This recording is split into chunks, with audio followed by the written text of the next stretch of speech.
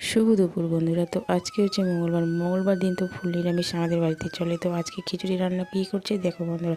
আজকে বড় রান্না করে আমাদেরকে খাওয়াবে।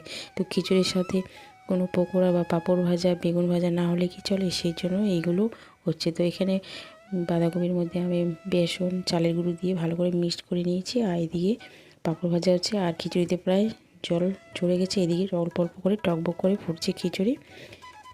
তো ফাইনালি দেখো আমি এদিকে জায়গা করে দিয়েছি, সবার এই থালা পেতে দিয়েছি, আবার এদিকে খিচুড়ি সবার পাতে পাতে দিয়েছি। সবার আগে বড়ের থালায় দিলাম, যেহেতু বাড়ির সেই গুরুজন আমাদের বড়, তারপরে ছেলের পাতে দিয়ে দিলাম। আর ছেলে আমাদের কাঁসার থালায় প্রত্যেক ওই থালাটা ওরই, ও কাঁসার থালায় খাবে, সে যাই হোক না কেন। তো এদিকে দেখো সম্পূর্ণ ভাজাভুজি কমপ্লিট।